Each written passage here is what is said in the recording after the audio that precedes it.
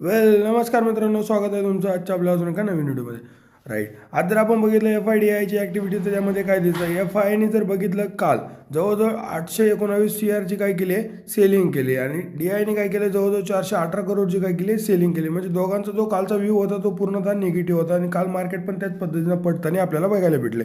Right, पण हे झालं आपलं डेलीचं. पण आपण जर मंथली बघितलं तर मंथलीमध्ये दोघांचा व्ह्यू काय चेंज झाला आहे का, जर बघितलं आपण तर हो, मंथलीमध्ये सुद्धा दोघांचा व्ह्यू कुठेतरी चेंज होताना दिसतोय. FI अजूनही निगेटिव्हमध्ये आहे आणि DI अजून 21,310 CRची काय करू नये, पोझिशन बनवू नये बाईंगचे. आणि FIने काय केलं आहे, 4,836 करोडची काय केली आहे, सेलिंग केलेली आहे अजूनही. म्हणजे DIचा जो व्ह्यू आहे तो अजूनही निगेटिव्ह आहे. राईट, त्यामध्ये पण अजून सेंटिमेंट आपल्या इंडियामध्ये कुठंतरी निगेटिव्ह होताना दिसतंय. सो त्यामुळेच कुठेतरी FI काय करते, स्वतःचा पैसा सेफ्टी हेवनकडे वळवत आहे. कुठेतरी गोल्ड साईडला, काल गोल्डमध्ये बघितलं असेल तुम्ही, एक ठीकठाक रॅली आली 3-4 हजार पॉईंटची. सो तेच आहे, बाकी काही नाही. आता हे झालं. पण आपण जर इयरली बघितलं, इयरली पोझिशन इतक्या फास्ट चेंज होत नाही, पण तरी पण चेक करा. राईट, नाही इयरली जर बघितलं तर FIने जवळजवळ 3.5 लाख करोडची काय केली, सेलिंग केली. म्हणजे एवढा पैसा त्यांनी काय केला, विड्रॉ केला. राईट, आणि DIने अजूनही बाईंगची पोझिशन बनवून अप्रॉक्सिमेटली 5 लाख करोडची काय केली, त्यांनी बाईंग केली. म्हणजे अजूनही त्यांचा व्ह्यू जो आहे तो पॉझिटिव्ह आहे. ओके, FIDIची ॲक्टिव्हिटी समजली.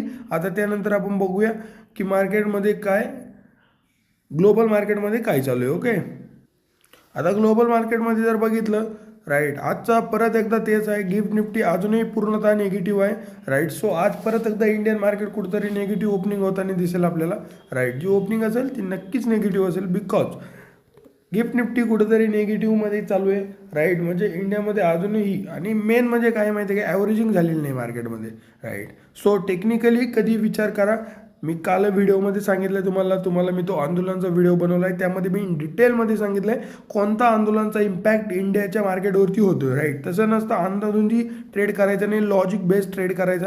राईट, लॉजिकली बघायचं याचा इम्पॅक्ट आपल्यावरती होतो का, जर हे आंदोलनाचा इम्पॅक्ट नेमकी कुठे कुठे होतो, सरकारने जर मागण्या नाही मान्य केल्या तर कुठे कुठे इम्पॅक्ट होऊ शकतो, ह्या न्यूज अशा बघायच्या. ओके, अंधाधुंदी न्यूज आली आणि तुम्ही लगेच ट्रेड करायला बसले, तसं होत नाही. तर जर केलं तर नक्कीच तुमचा लॉस होतो. सो राईट, आता तर जर बघितलं खाली आले, US मार्केट बघितलं तर कुठं कन्सोलिडेट करण्याचा प्रयत्न करते, S&P 50 सुद्धा कन्सोलिडेट करण्याचा प्रयत्न करते, नॅसडॅक वन साईड पुढची रॅली देत आहे. राईट, एशियन मार्केटकडे, युरोप मार्केट एशियन मार्केटकडे जर आले, FTSE कुठंतरी उठण्याचा प्रयत्न करते, सॅक पण सुद्धा कुठंतरी उठण्याचा प्रयत्न, डॅक्स सुद्धा उठण्याचा प्रयत्न करते. ओके, खाली जर थोडे आले निकाईमध्ये परत एकदा छोटी मोठी अपसाईडला मुवमेंट बघायला भेटवले, उठण्याचा प्रयत्न करतात. स्ट्रेट टाईम, तैवान, राईट, हे सगळे यांचा एवढा इम्पॅक्ट होत नाही, पण ते सुद्धा